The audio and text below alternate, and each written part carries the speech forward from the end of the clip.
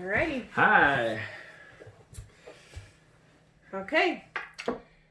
I'm Noelle Picus-Pace. And I'm Jansen Pace. And we created childrenandyouthgoals.com to help parents and leaders to teach their kids and to train and to learn how to set goals and achieve the goals that they are setting. So we're hoping that this information can be good and helpful for you. And we're just excited to be a part of it and to be learning alongside of you and teaching our kids as well. You want to add anything? That's what we do. Okay. We love helping. We love getting goals, and we want to help you. So. Okay. So what we're going to do is we're going to start we're paying attention to the most frequently asked questions. And the first one that we want to address is, how do I motivate my kids if they are not showing any interest in setting goals for themselves? So to answer that question, honestly, the first thing that we have to think about is asking our children and youth questions. And not just any question, but asking them the right kinds of questions. So most of the time, as parents, what do we do? What are we doing as parents most of the time?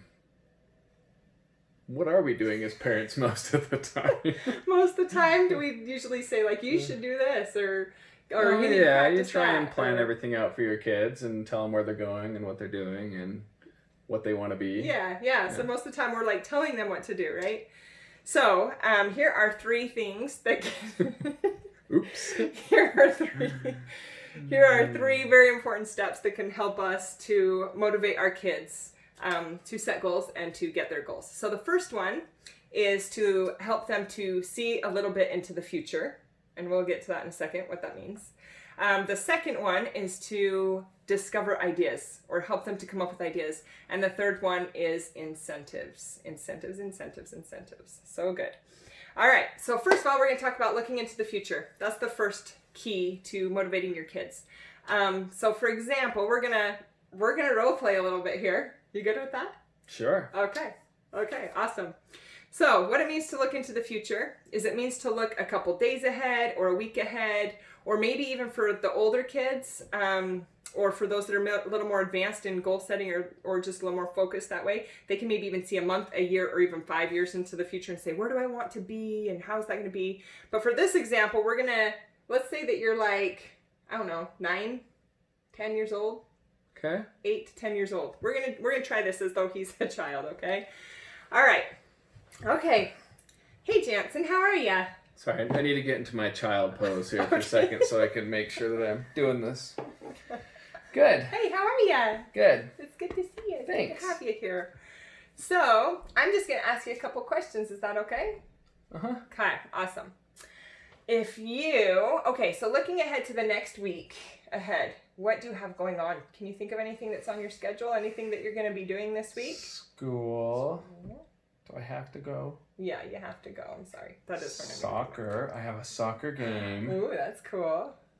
What else do you have? Can you think of anything else? What about in school? Do you have any tests you're going to take? I don't know. Do you have math test or spelling test? Yeah, usually on Wednesdays. Okay. You have a math test? And Friday. Spelling is on Friday. Okay, spelling.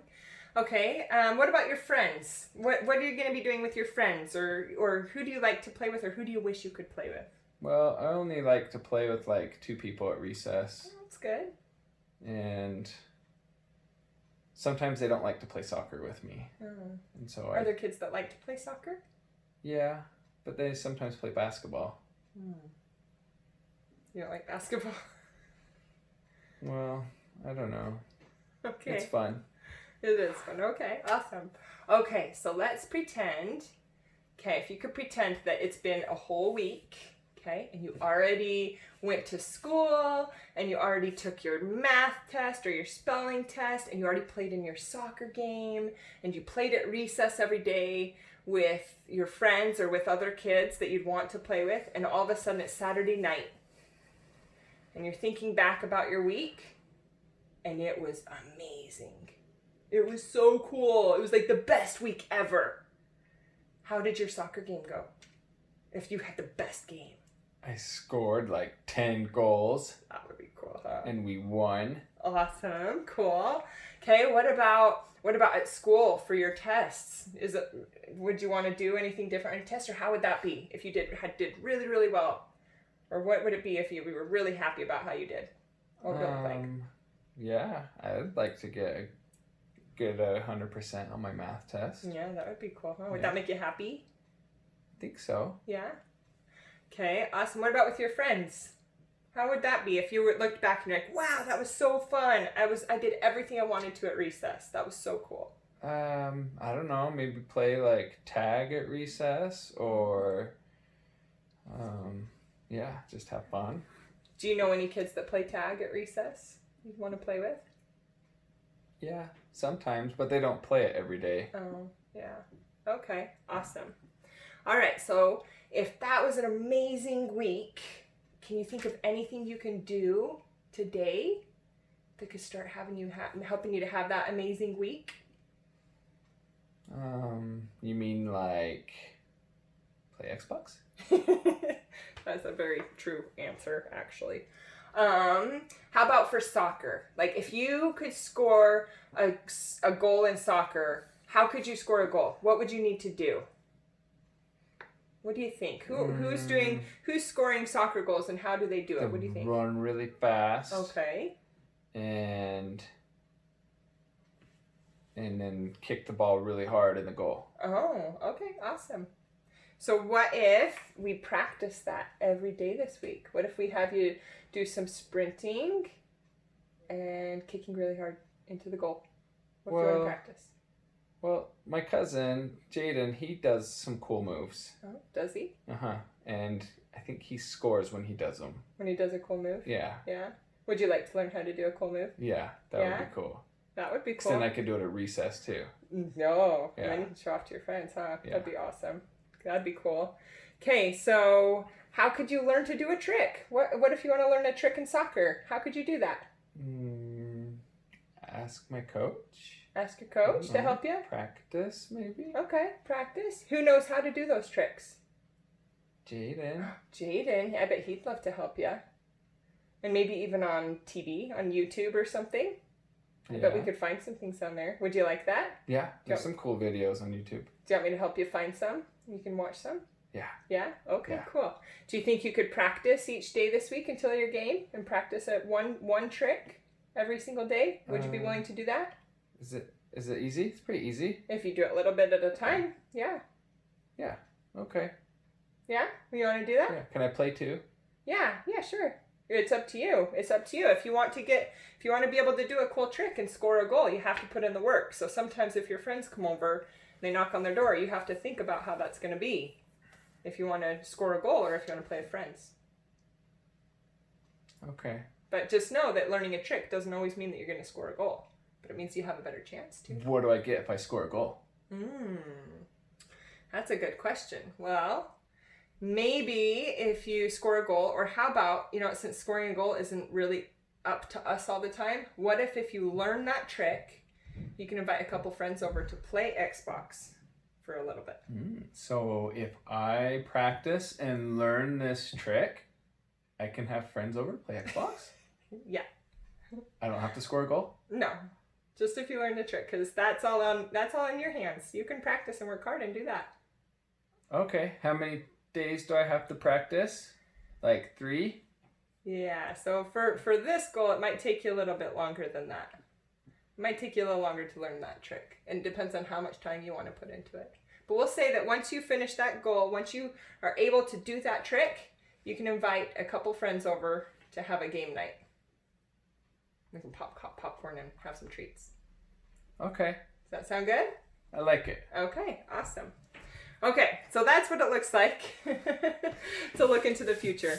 And usually it just takes a little bit of time. And you go through each step. I would then ask him about school and say, okay, so if you want to get a good grade on your test or get a high score on it, what would you need to do? Is it worth it? Do you want to work hard? Is that going to make it worth, I want to say vale la pena because it's in Spanish, but is that going to make it worth it? So it's all about asking questions and all about asking the right kinds of questions. That was really easy for me to do, by the way, because that's just how I am every day. She has to give me incentives to do things. So. Oh, so true. Okay, so step number 2 is moving on, and we kind of actually went on to step 2 in this little role play. Is the first one is looking to the future and saying, so how would you feel if you were able to accomplish that? What would you have to do that? So when you say, what would you have to do in order to score a goal? What would you have to do in order to get a higher grade on your test? And that's when it comes to discover. And if your kids are, sad or unhappy, you can start with things like what will make you happy? What makes you happy? To try and get some positive. Yeah, for sure. Yeah, it's great. Yeah, try and get some positivity in their lives. Absolutely. So the discover part, that's actually the second one, and we touched on that in our questions. But discovery is coming up with ideas. It's just creating ideas, using your imagination and saying, so what could you do in order to score a goal? And it's not always about the goal, and you have to make sure that they know that, and to kind of train yourself to know that the end result isn't always the smartest end result to have, because it's not in our hands as to whether I'm able to score a goal, because the other team might be really good defensively or something like that, just for perspective. So it's better to focus on the things that are in our control, like being able to do that move, do a move in the soccer game, to have the courage to do it, to be willing to practice to do it. So doing something to see the hard work has paid off. Yes, and to be able to say, yes, I was able to do that. Awesome. So the discover part, step 2, is asking them questions so that they can create a plan, where he said, I could ask my coach. We can watch some YouTube videos. I can ask Jaden, my cousin, to be able to teach me. He can do all those things, and that's part of discovering how I can take this problem and be able to fix it. It helps them to build resiliency, and it helps them to to be independent. And it's just, there's a lot of great things that happen in this process that's outside of just the little actual goal that they're trying to achieve. They're it's a lifelong process.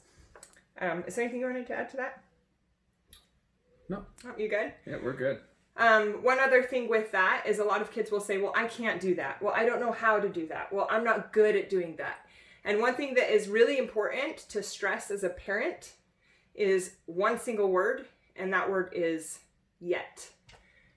I'm not good at doing that yet. You're not good at doing that yet. Well, I'm not smart enough to do that. Well, maybe not yet, but it doesn't mean that they can never do it. It doesn't mean they are incapable of doing it. It just means that if they put in the time and they're willing to practice and work hard towards something, they will eventually be able to do that. And as parents, it's our responsibility too to make sure that these goals, these ideas our kids have aren't like too far-fetched, like trying to do a trick that's for sure beyond their capabilities, because then they'll get really discouraged. And if they're discouraged, then they're not going to want to keep doing this. Yep, make sure it's realistic. So just make sure that it is attainable, that they can get it. And that's where guidance, where we allow them to create those ideas, we allow them to come up with it, but that's where we as a parent or a leader need to jump in and kind of just guide. Step in, yeah. And say, okay, if he thinks that, if little Jansen here thinks that he needs to only practice for 3 minutes a day to learn a trick in soccer, and he has to perform it in 3 days, then we can say,